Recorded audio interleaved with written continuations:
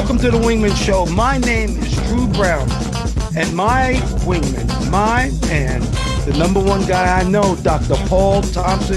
What's up, brother?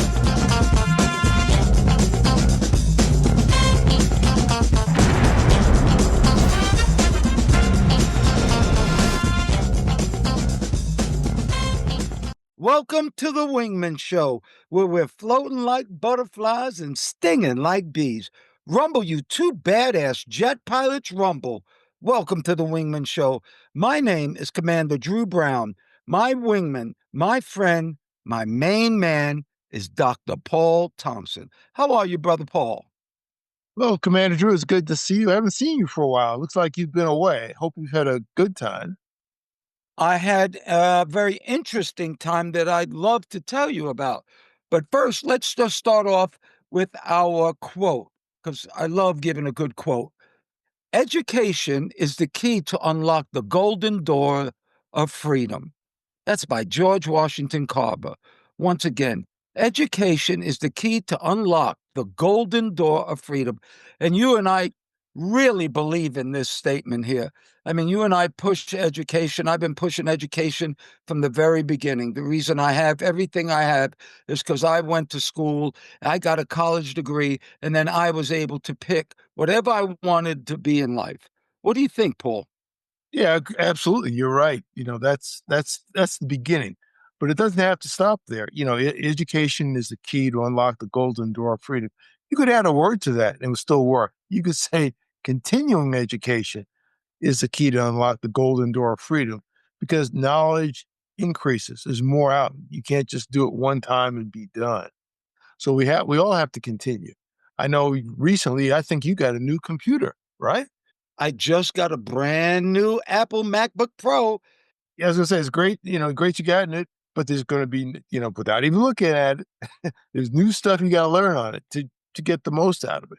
So we're always in a learning mode. You have to have it's more your attitude. Your attitude will determine your altitude and everything else. Just be willing to do it and go through the motions. Don't know everything, but just start. No, you're right, Paul. Education is not just a one time thing. You have to continue because learning is a lifelong project. And actually, as I've gotten more time on planet, I enjoy learning now. I really do. All right. Well, Paul, you asked me where I've been, what I've been doing. You know, we love to cruise, and I usually take Virgin Voyages cruise. But I met some people on a celebrity cruise. So about a year ago, we got this cruise on Celebrity, and I was all ready to go. We got packed. I've been waiting, and this time I took a different airline. Usually we always take Delta, Paul, because here in Atlanta it's the biggest airline. But for a little bit less money, since I was going to Tampa, I picked Frontier Airlines. Well, let me tell you what happened. We got to the airport.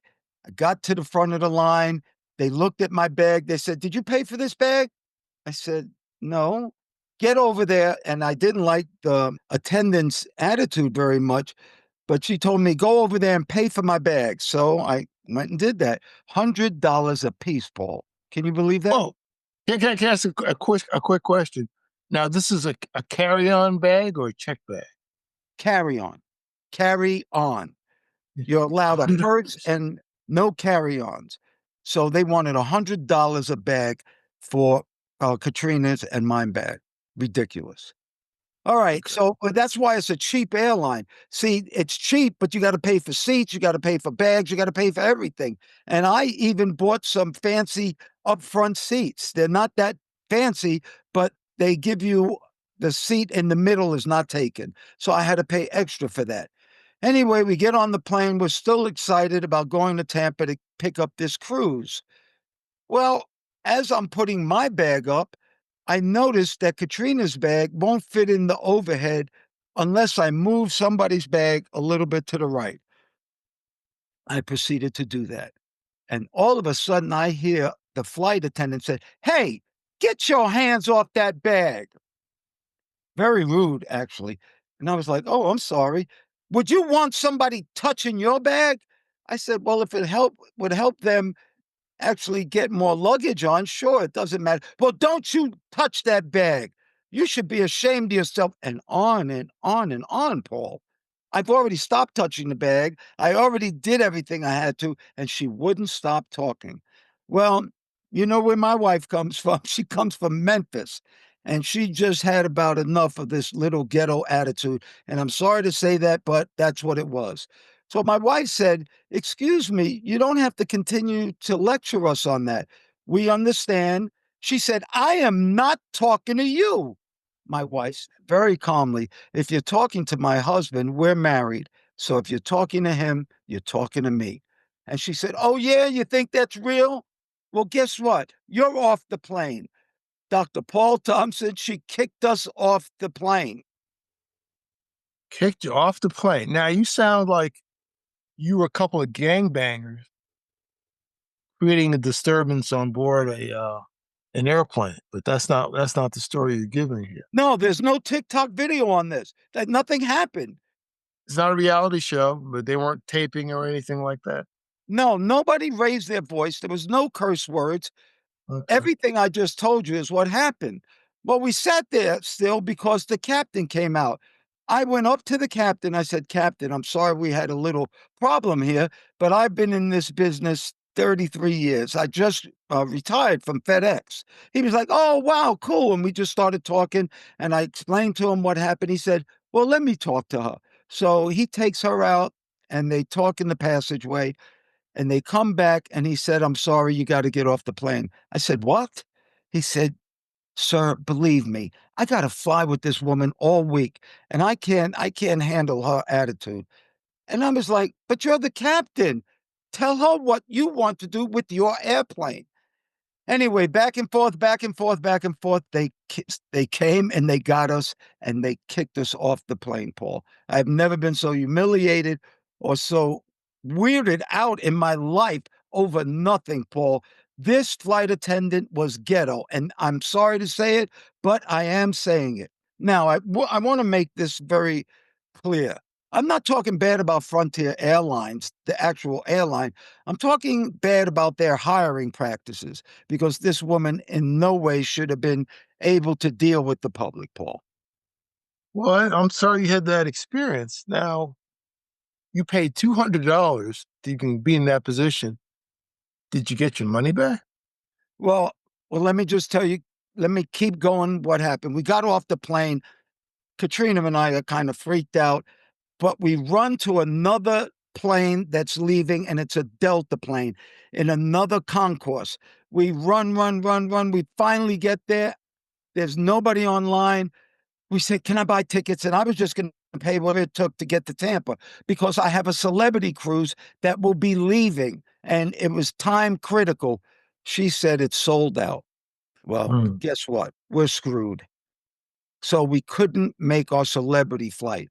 But there was another flight, another Delta flight that we could take in an hour that would get us there at 3:20. The boat left at 3:30, Paul. Right. So Well, we got on that plane. My son, who lives in Tampa, picked us up at the airport, ran us as fast as he can over to the port. He happens to live right across the street from where the cruise lines actually all dock. And we get there, and the gangplank just went up, Paul. oh, We missed the cruise. so I mean, how did you feel? I mean, was the ship pulling out, or they just pulled the plank up? They pulled the gangplank up, and the lady said, "You can't get on." And we're screwed. We missed the flight. We missed the cruise. But there's something good about all this. My son, I told you, lives across the street, and my grandchildren are there. And so Katrina and I got to hang out with our grandchildren. So we went to his house and we started hanging out. And I was fine because I was with my grandchildren, and they were great. And they loved their Papa Drew. The next day, I notice a ship pulls in. Remember, they live right across the dock. It's called the Margaritaville. Have you ever heard of the Margaritaville, Paul? No, not a cruise. I've heard of Margaritaville with Jimmy Buffett. You know, Yes. yeah, right, all that working, wasting away in Margaritaville. Very famous song, and he's got a parrot thing down in Key West in Miami. That's what I know about it. It's a very interesting concept. They actually bought some old Carnival ships, they refurbished them, and it's a Margaritaville cruise. I saw that boat pull in. Do you know I got on the phone and I called them? They actually were able to get me on that cruise. I left the next day. I left on a Tuesday. I was supposed to leave on a Sunday. We left on a Tuesday, came back on a Sunday. Dr. Paul, the good news is, boy, God is good. The Margaritaville cruise was excellent. What a great cruise line. Now, how about this, Paul? Margaritaville gives a free cruise to military members, to policemen, to firemen, any first responders like that. If you go through this website called GovX, you get one free cruise a year. Really? Is it for veterans too? Or do you have to be active? Veterans, yes. If you have Just anything to through do it. with the military and you register through this website called GovX, Margaritaville will give you one free cruise a year. I wasn't able to get it because I called in and it was the last minute thing. But I found that out and I thought our listeners should hear that. So if you are ex military, you're in the military now, policeman, fireman, Margaritaville will give you one free cruise a year. And their prices are really good. And if you don't want an inside cabin, which is free, you'll get 20% off for all the other cabins. Anyway, I don't have you ever been to Bucky's, Paul? I haven't been there, but I've heard you talk about it and a couple of other people talk about it. Our Albert Glenn talked about it last week. It is one of the most amazing gas stations you'll ever see. It's got like 150 pumps.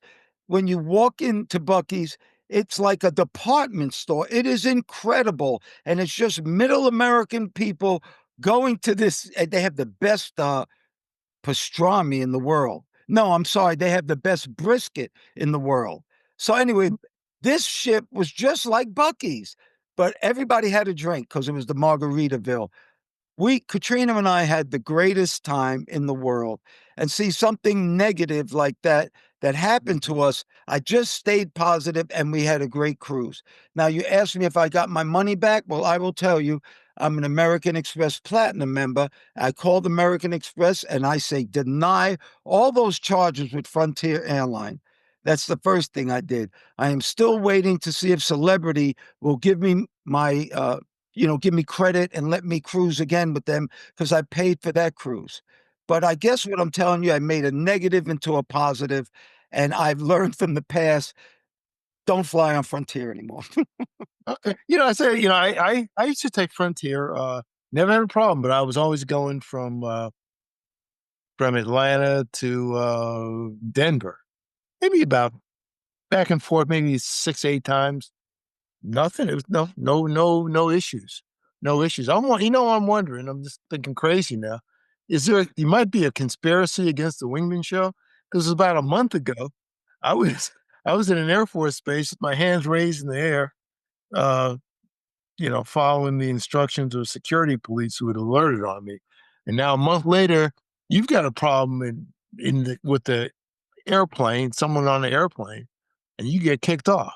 You think Well, someone's Paul, Paul, we just did the story on what happened to you. And I thought right? that would be the last kind of story like that, at least for the year. And boom, boom, boom, here I am with another crazy story. I've never been kicked off an airplane before. I will Well, I tell gotta you say, I will tell you this. I'm very, very surprised at the captain that he didn't know how to run his airplane and he would allow a flight attendant to be over him because she was not a good flight attendant. I was very disappointed in him. And I wanted to say, well, that's why you fly for Frontier, but I didn't say it. but you just said it. I'm wondering. I just said it for I millions and millions of people to hear, but I didn't tell him that. Okay, I have no experience with flight attendants or that kind of augmented crew, so I don't know what their dynamics are other than just watching. We most of the time, we just flew with like another person and maybe a couple of other people. So the craziness or knucklehead factor was kind of limited. Sometimes they were pretty. 100%, Paul, because let me tell you something. You and I have been on airplanes all our life. I have a million miles on Delta, believe it or not. So I've been flying my whole life. I've never come up against anything like this. So rude, so ignorant. It was She was trying to show that she had some power. And that's really scary when somebody wants to prove that they have a little power. Yeah, especially if there are lower ranking people, that can go very, very badly. And I've been on the receiving end of that. So you're the first person that I know that's been thrown off an airplane. I've seen it in the news. You're the first one that I know, and I'm probably the first one you know that was you know, had their hands in the air with the security breach at an Air Force base. Is that Yeah, right? with M16s pointed at you on an Air Force base. That's incredible. Well, there's our story for the frontier and Margaritaville. But I will tell you this, if nothing else, I'm glad we went on Margaritaville. I will do it again. Great cruise line. Great cruise line. I'll All look right, into it. Paul, let's do some good news. How about that? Yes. What if I told you a woman got hit by a car, broke her collarbone? The guy who hit her runs over to her to see if she needed help. Like I said, she's laying on the ground with a broken collarbone. What if I told you after she went to the hospital, the girl's parents forgave this driver? They forgave him. And you know what? He felt so bad about it. He went and visited this lady every day. She was 23. He's 35, I believe. But every day he went to go visit her to make sure he was all right. Do you know what she did? Do you know what they did? They got I married. read about it, but you tell me. They got married. She married the guy who almost killed her. Tell me what you think about that. To me, I read about it. It's in somewhere in China, Hunan province or something. It's a little bit weird to me, but what was strangest was that he married her and also they forgave him the bridal price. You ever hear what a bridal price is? That's when you have to pay to marry somebody? Yeah, that's when the groom's parents have to pay. And it's like 26 grand, which is, if you don't have that lying around, that's a lot of money. So they forgave him for that. He didn't have to pay the bridal price, 26 grand. And instead they wanted him to put it in his own business, which I think is very smart. But that's the weird part. Well, what's weirdest to me, I read further, is the guy had a bunch of other accidents. Six more. Yes, I read that. He's already hit six people. What is he looking for? A wife? Yeah, yeah, that's called the trend. So that's the weird that's the weirdest part of me. You need to get an Uber or something. Yeah. They also said he hasn't hit anybody since he got married, though. That's good. That's good. Let me ask you this question, Paul. Are you a morning lark or are you a night owl? I've I'm really been in a morning lark just by requirements of the profession, to be honest with you. Whether I wanted to lark or Also. not. I am also. I do my best thinking. I love to wake up early. I do go to bed early, but I am a morning lark. They have people who are night owls, and those are people who stay up all night. That's just in them. Well, we found out it's genetic, and that 8 hours of sleep is not necessary for everybody. How about that? Yeah, I've read that. I'm like that too. I think it's best, but sometimes I'm okay on very good on six. I'm a 6 to 7 hour a day sleeper. Now, I'm not an 8 hour sleeper. Anyway, they did studies and they found out that people who happen to be morning larks and sleep only 6 to 8 hours, less than 8 hours, can actually be healthier than the people who get their full 8 hours. But it's all by genetics. And they have this category called super sleepers. And that's people who actually only need 4 to 6 hours. Yeah, there's I forget his name, but he was a U.S. senator, I think maybe from Tennessee or somewhere, and he ran a HMO. He did a lot of stuff, but he said he only slept 4 hours a night for just about all of his life, just 4 hours. And he was also a surgeon, a leading surgeon, but he functioned on 4 hours of sleep and was, Well, very bright and can work. I've heard as you get older, you need less sleep. yes, they also said that in a report. So that's the good news for all you people who don't actually get 8 hours. You might not be that unhealthy. Maybe that's when you're supposed to go to sleep.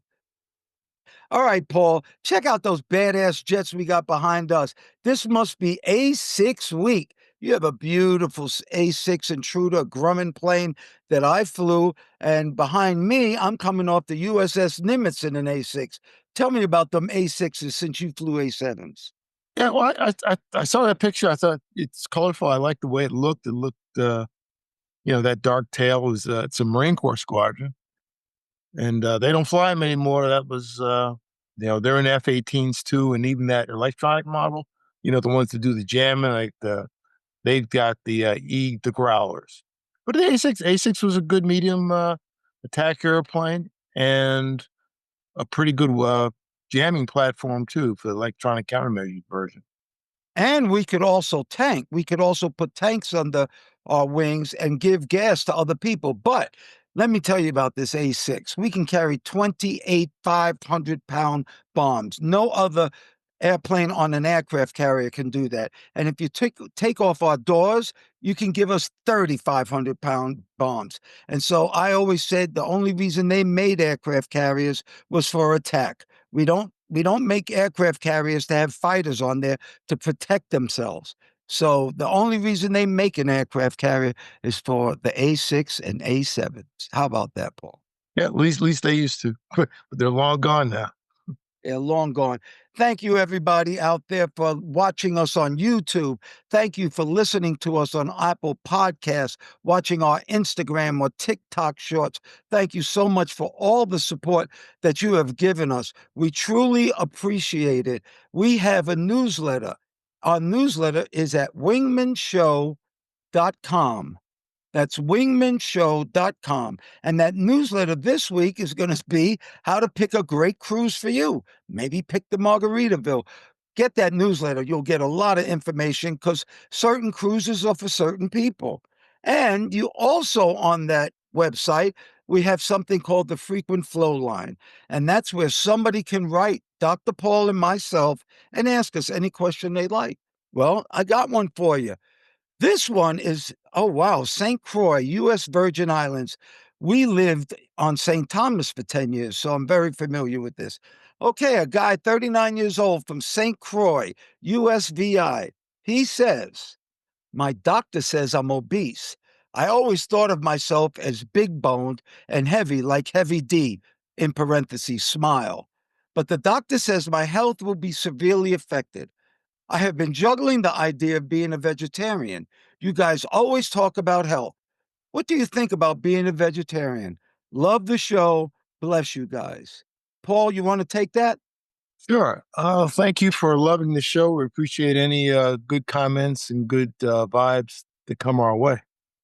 Yeah, you said you were kind of like, I saw the heavy D part.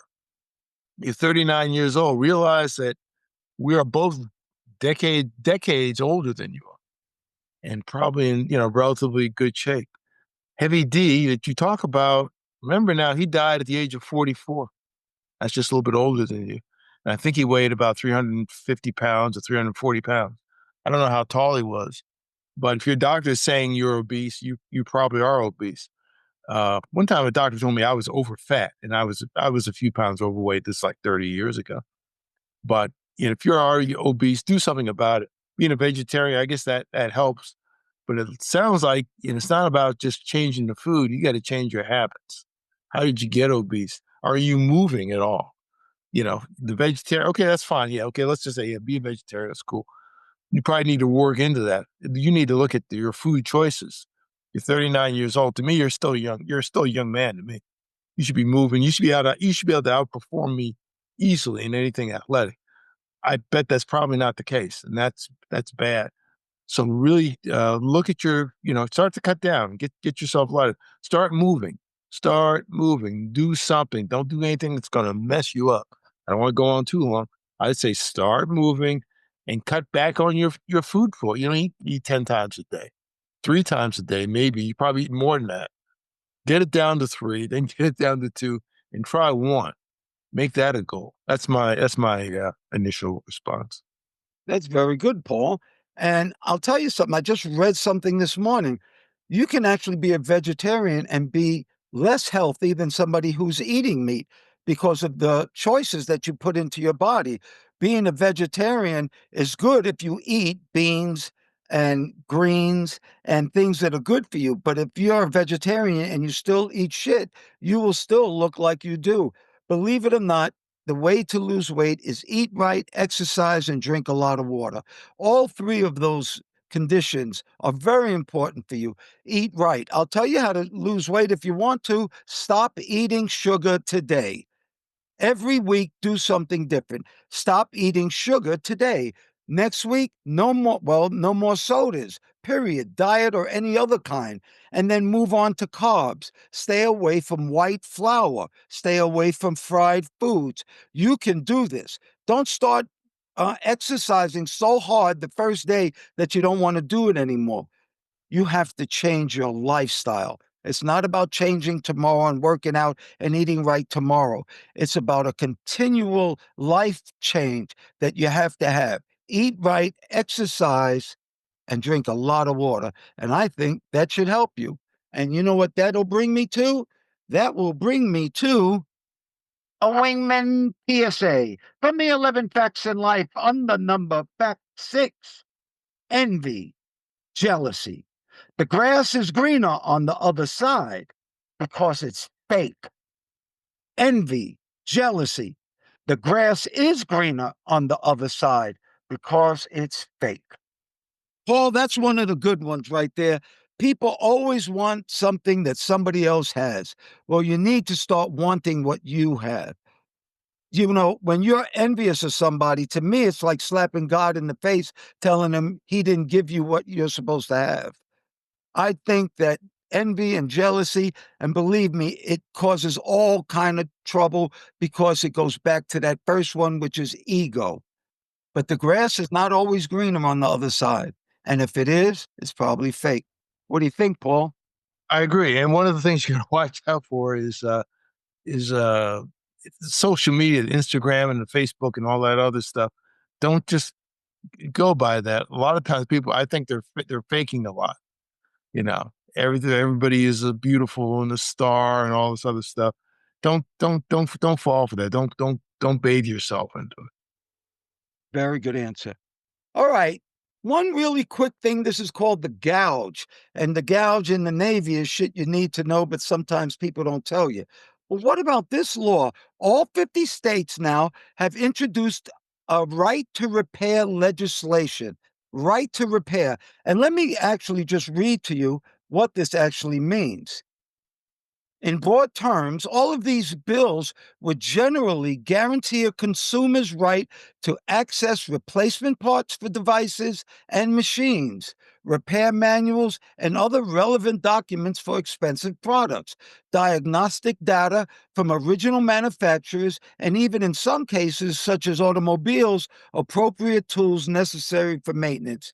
They may also ban the use of technological protection measures, sometimes called software locks, that are designed to restrict repair only to authorized repair technicians.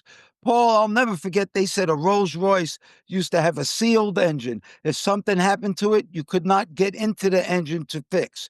Well, a lot of companies are doing that. They don't allow you to fix their products, so they make more money on the repairs. But how about we got a bill that might be passed that all 50 states, you have a right to repair whatever you buy. That's nice. You know, because I've noticed from the 80s, from the 1980s, they started making cars that were very difficult to repair, just simple things. In fact, my cousin's battling now. He's just trying to change the headlight on a Cadillac or whatever. He sent me a text the other day. He said, I've been at this thing for 3 hours. I'm looking at YouTube, and you need a special this, a special that, a special Torx wrench to move the screw, and they can make it. And that's done deliberately. I know that from test engineers. You should be able to do things. You know, Yeah, some basic. 100%. He can get that light changed by giving $150 to Right. the dealer. Yeah, yeah. He said I used to do it on all my old cars. Well, remember the Volkswagen Bug? You could drop Yes. that whole engine with 4 bolts. They didn't Yeah. even have a radiator because it was air cooled. And actually, Volkswagen means car of the people. And in Germany, they made that car, and actually, it's still on the road today. One of the better cars that I've ever had. I used to have an old Carmen Ghia. Well, the name of our show, Yeah. Wingman Show. And the reason we call it the Wingman Show is because we love to talk about people who help others. Dr. Paul has an incredible wingman for you this week. Why don't you tell him about it, Paul? This wingman this week is Mr. James Harrison. Now, not the one that played for the Pittsburgh Steelers. Remember that one? He was incredibly strong. He played for a long time. No, this James Harrison, this gentleman's from Australia. And James Harrison has saved millions and millions of lives by himself by being a plasma donor. Believe it or not, he had a rare condition in his body that, what can I say? I guess a component of his blood was something that doctors use to make antibodies to help the fetuses of pregnant women whose blood types are very different from the fetus.